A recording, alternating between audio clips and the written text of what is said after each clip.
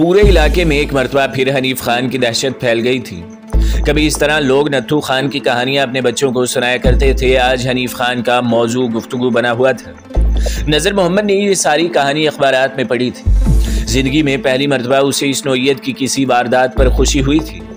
ज़ैनब के अगवा और फिर कत्ल से जो बोझ सा उसके दिलो दिमाग पर आन पड़ा था, वो हनीफ खान ने एक ही पल में उठा कर परे रख दिया था।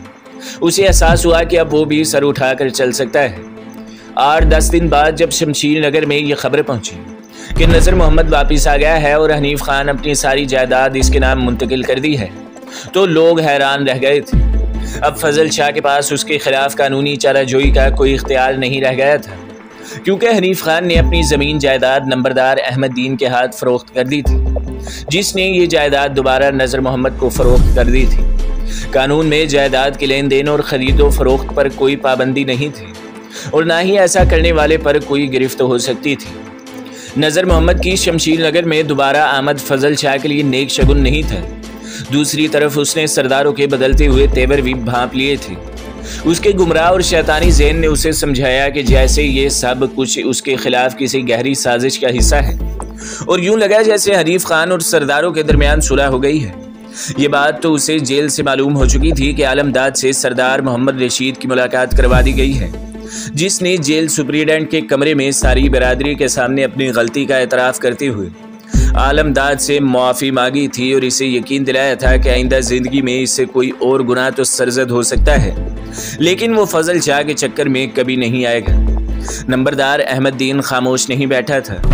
हालात पर इसकी नज़र थी जब उसके आदमियों ने पुलबाल से इतला दी कि सरदार रशीद और आलमदाद में सुलह हो गई है, तो इसने मौका गनीमत जाना और नज़र मोहम्मद को भी मशवरा दिया कि फ़ौरन सरदारों से राब्ता कायम करके हनीफ खान की उनके साथ सुलह करवाने की कोशिश करें। अहमद दीन, मेरा तो दिमाग ही काम नहीं कर रहा। मेरी तरफ से तुम्हें मुकम्मल इख्तियारात हासिल हैं, तुम जो भी चाहो करो। मेरे ख्यालात से जिस तरह तुमने हनीफ खान का साथ दिया है, इसके बाद की रूह खुश हो गई होगी। अब भी जो कुछ करना है तुम ही करोगे। नज़र मोहम्मद ने संजीदगी से कहा। उसने ये बात यूं ही नहीं कह दी थी। इन हालात में वाकई अगर उन्हें उम्मीद की कोई किरण यहाँ दिखाई दी थी तो वो अहमद दीन और इसके लड़के ही थे, जिन्होंने जी जान से उनका साथ दिया था और इन्हें इस काबिल बना दिया था कि अपने बाप दादा की ज़मीन पर दोबारा आबाद हों। नज़र मोहम्मद एक बात तो बखूबी समझता था कि हनीफ खान कितना ही बहादुर क्यों ना हो जाए, वो मक्कारी और रियाकारी में फजल शाह का मुकाबला नहीं कर सकता। सरकारी दरबार में फजल शाह के बुजुर्गों ने जो साख बना रखी थी वो आज इसके काम आ रही थी, और इस मुहाज पर हनीफ खान उसके मुकाबले में बिल्कुल तहीदस्त था। उसे बहरहाल सरदारों का तामुन दरकार था, जो कि किसी हद तक तो इस मामले में उसकी मदद कर सकते थे। नज़र मोहम्मद की शदीद ख्वाहिश थी कि इससे पहले कि हनीफ खान के जराइम की फहरिस्त इतनी तवील हो जाए कि फिर गोली मारने के अलावा हुकूमत के पास कोई चारा ही ना बचे, वो पुलिस के सामने पेश हो जाए। सरदार रशीद से अगर बात बन जाती तो वो ये काम ज़रूर करवा सकता था कि इसकी ज़िंदगी की ज़मानत पर उसे शहर में किसी आला पुलिस अफसर के सामने पेश करवा देता। हनीफ खान इस मरतबा वापस लौटा तो एक और हैरत उसकी मुंतज़िर थी। नज़ीर मोची एक लड़की के साथ घर पर मौजूद था। ये कौन है? इसने छुटते ही दरियाफ्त की। मेरी बीवी नज़ीर ने बड़े इत्मीनान से चेहरे पर शैतानी मुस्कुराहट जमाते हुए कहा, क्या मतलब है तुम्हारा? तुमने शादी कर ली क्या? हनीफ खान ने हैरानगी से पूछा।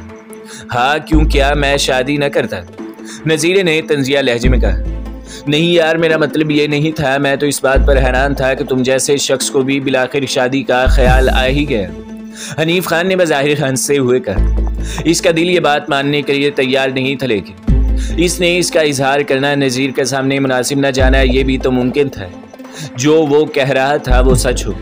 10-15 दिन इसी कश्मकश में गुजरे।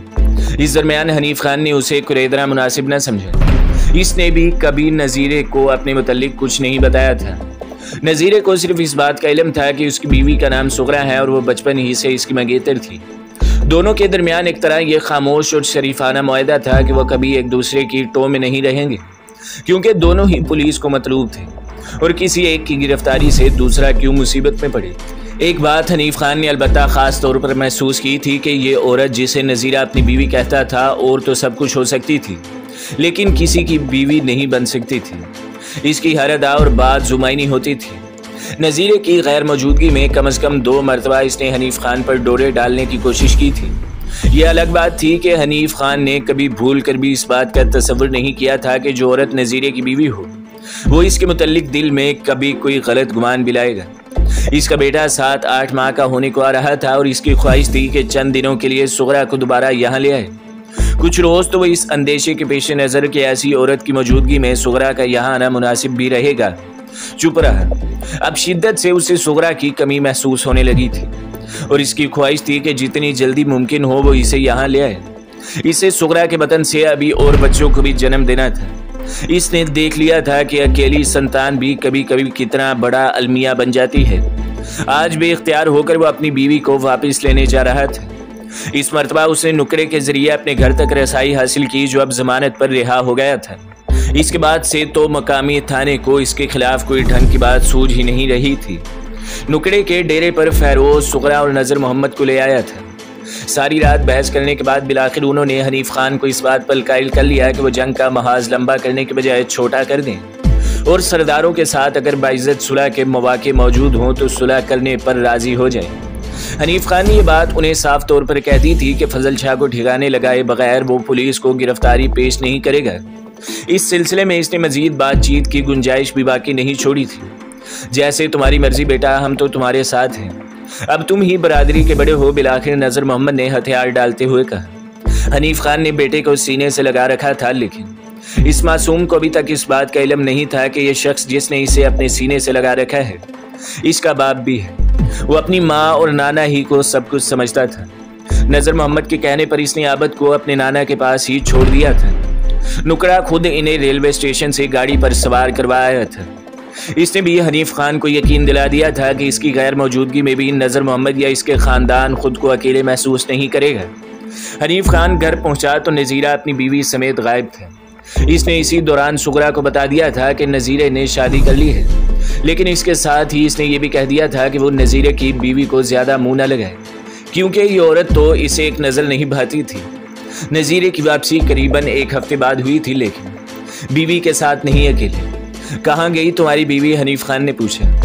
भाग गई साली, बेवफा निकली। खैर, हमें क्या कोई और कर लेंगे, नज़ीरे ने हाथ झाड़ते हुए कहा। और हनीफ खान को सारी बात समझ आ गई थी। इसने जान लिया था कि इस मूजी ने अभी तक अपना पुराना धंधा नहीं छोड़ा। आज भी वो मुख्तलिफ शहरों से औरतों को वरगला कर लाता और अपनी हवस पूरी करके बाद में उन्हें जिस्म फरोशी के किसी अड्डे पर फरोख्त कर देता था। ये बड़ा मकरूह धंधा था। हनीफ खान के लिए ऐसे शख्स के साथ 1 मिनट काटना 20 सदियों पर भारी था। ये उसकी बेपनाह मजबूरी थी कि वो ऐसे जलील और घटिया शख्स के साथ जिंदगी बसर कर रहा था, लेकिन इस मर्तबा इसने मुसम्मम इरादा कर लिया था कि इस पर लानत से भी बड़ा अपना पीछा छुड़वा लेगा। शायद हनीफ खान अब तक ये कर भी चुका होता है, लेकिन नज़ीरे ने इसे जिस लाइन का चस्का लगा दिया था और जिस तरह मामूली सी मेहनत और हाजिर दिमागी से उन लोगों ने आखिरी कामयाब डाका मारा था, इसके बाद से तो नज़ीरा इससे कुछ ज़्यादा ही मजबूर बन चुका था। अब इसकी भी ख्वाहिश थी नज़ीरे की मदद से 1-2 जगह हाथ मार कर किसी दूसरे शहर में कोई मकान खरीद कर आराम से ज़िंदगी बसर करे और नज़ीरे से अपनी जान छुड़ा ले। वो जानता था कि नज़ीरे को जिस गंदे काम का चस्का लगा है वो अब इसे कभी नहीं छोड़ेगा। जब तक हनीफ खान की ये मजबूरी थी कि इसे कुछ दिनों के लिए ही सही सुगरा को भी अपने साथ रखना होता था। इसने एक मरतबा घूर कर नज़ीरे की तरफ देखा, जिसके होंठों पर शैतानी मुस्कुराहट जमी हुई थी, और अपना मुंह दूसरी तरफ फेर लिया। गो के दोनों ने आज तक एक दूसरे से दरियाफ्त नहीं किया था कि वो अपने लूट के माल का क्या इस्तेमाल करते हैं। हनीफ खान का दिल कहता था कि इस मूजी ने किसी दूसरे शहर में कोई जायदाद जरूर बना रखी है और अपने पैसे भी किसी बैंक में जमा करवाता है। इसे कभी उम्मीद थी कि एक रोज वो खुद ही भाग जाएगा, लेकिन खुदा जाने नज़ीरा किस मिट्टी का बना हुआ था, या फिर कौन सी ऐसी मजबूरी थी जिसने इसे अभी तक हनीफ खान से बांध रखा था। 5-6 रोज बाद एक दिन हनीफ खान ने खुद ही इससे पूछ लिया, कोई नई असामी नहीं देखी? हनीफे यार, इस मरतबा तुझे ऐसा हाथ मरवाऊंगा कि सारी जिंदगी नज़ीरे को याद करेगा। करोड़ों का माल है, करोड़ों का। बस यूं समझना तुम्हारी जिंदगी का आखिरी डाका होगा, जिसके बाद तुम खुद इतने बड़े सेठ बन जाओगे तुम्हें इसकी जरूरत ही बाकी नहीं रहेगी। इसने बड़ी राजदारी से कहा। 8-10 रोज बाद एक दिन इसने हनीफ खान को सारी वारदात समझा दी। इस मरतबा इसने यहाँ से करीबन 60-70 मील के फासले पर एक दूसरे शहर में एक मोटी असामी देखी थी। ये शहर की हराफा अंजुमन के सदर का घर था, जिसकी कोई औलाद नहीं थी और जिसके पास नज़ीरे की इतला के मुताबिक सोने की कई ईंटें मौजूद थी। इसने घर के एक नौकर को, जो कभी किसी तवाइफ के कोठे पर काम करते हुए नजीरे का यार दोस्त बन गया था, एतमाद में लेकर तमाम मालूमात हासिल कर ली थी। ये बड़ा अयाश आदमी था। कल रात को साला बड़े शहरों में तवाइफों की एक तकरीब में शिरकत करने जा रहा था। उसे कंजरों में चौधराहट जमाने का बड़ा शौक था और वो भी अपनी कोई तकरीब इसके बगैर नहीं करते थे। घर पर इसकी मोटी बीवी और एक आध साला रह गया था, जिसको काबू करना तुम्हारे लिए कुछ मुश्किल नहीं होगा। इसने मिलाकर एक रोज इसे कह ही दिया। इस दिन दोनों दूसरे शहर की तरफ चले जा रहे थे। महमूदाबाद दोपहर के वक्त पहुंचे थे। दोपहर ही को नजीरा इसे सेठ के घर ले गया, जो एक मॉडर्न आबादी के ऐन वस्त में बना हुआ था। हनीफ खान ने चारों तरफ घूम फिर कर सूरत हाल का जायजा लेने के बाद अपने जहन में एक मंसूबा बना लिया था और इसी रात को इन्हें इस मंसूबे के मुताबिक काम करना था। इसने इस मरतबा हालात की नज़ाकत के पेश नज़र मकान के अंदरूनी हिस्से में खुद घुसने का फैसला किया था, क्योंकि मुमकिन मुकाबले की सूरत में नज़ीरा कुछ नहीं कर सकता था, जिसके यहाँ इम्कानात मौजूद थे। इस मरतबा इसने नज़ीरे को साइकिल पर गेट के नज़दीक खड़े रहने की हिदायत की थी। वो साइकिल के जरिए इस इलाके में नौकरों के रूप में बासानी बाहर निकल सकते थे। यहाँ किसी ताकुब के इम्कानात ना होने के बराबर थे। घर में दाखिल होने का मरहला इसने आसानी से तय कर लिया था। घर के बड़े दरवाजे से मुल्हिका एक छोटी सी कोठरी में इसने चौकीदार को काबू करके फेंक दिया था।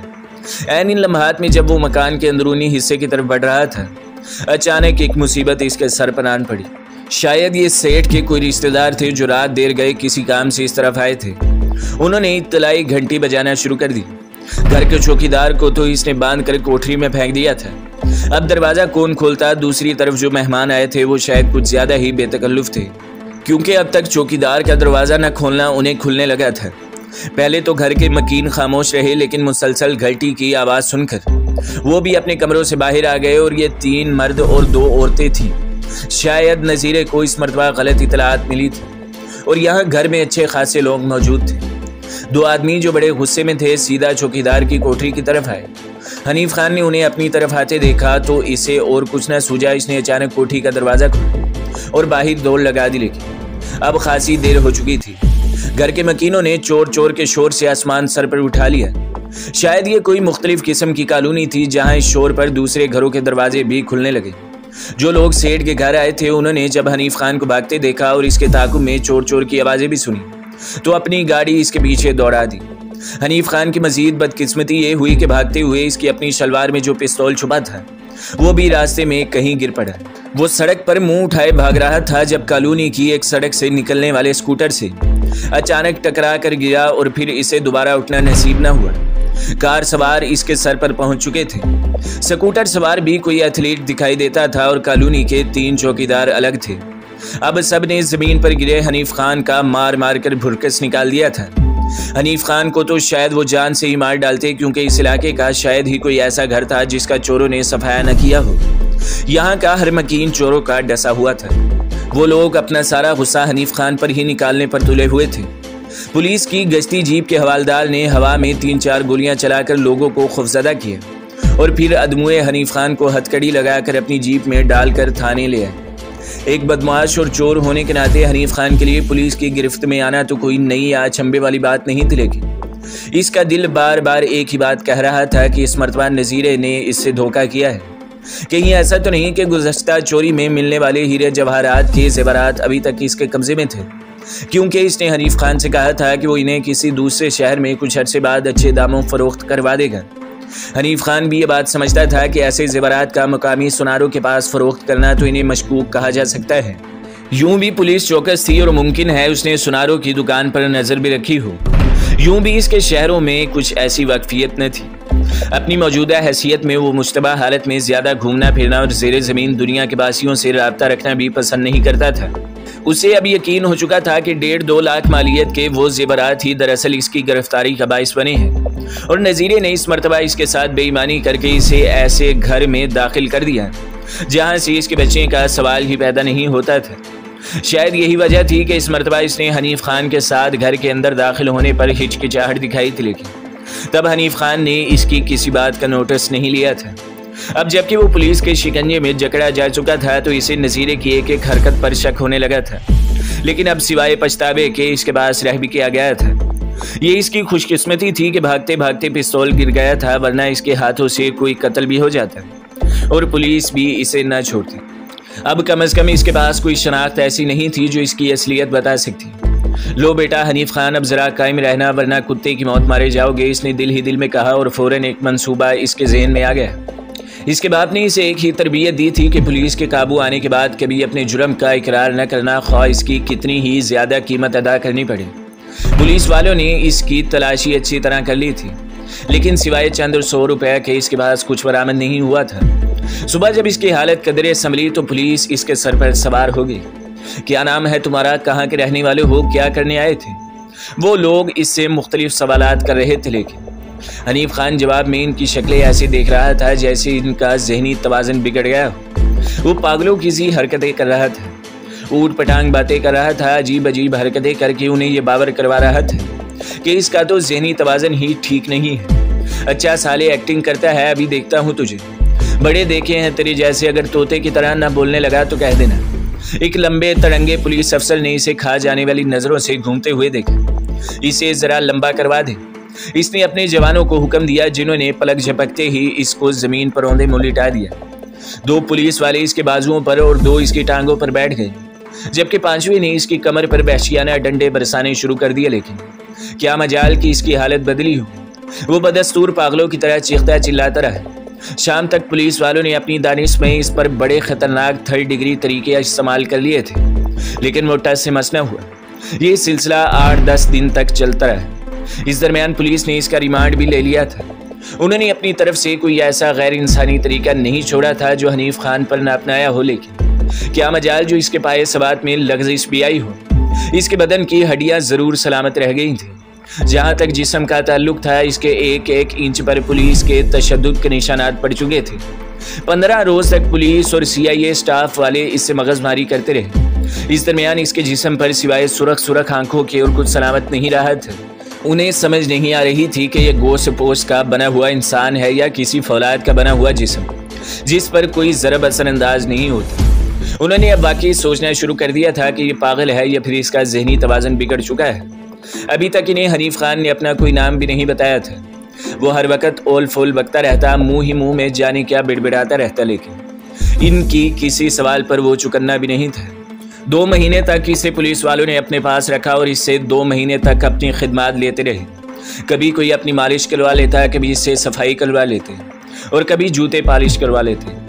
करीबन 3 माह बाद बिलाखिर पुलिस वालों ने इस पर आवारा गर्दी का मुकदमा करके इसका अपनी तरफ से मोहम्मद शरीफ वल्द मुश्ताक अहमद नाम रखकर इसे जेल भेजकर अपनी जान छुड़ा ली।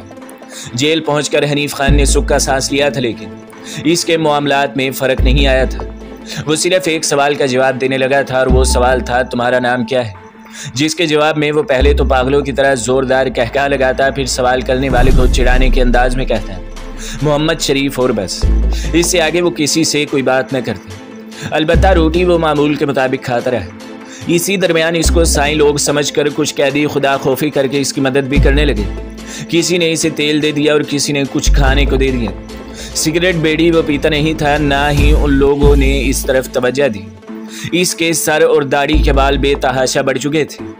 एक दिन जेल के नाई को इसकी हालत पर रहम आ गया और इसने हनीफ खान का सारा सिर मोड़ दिया।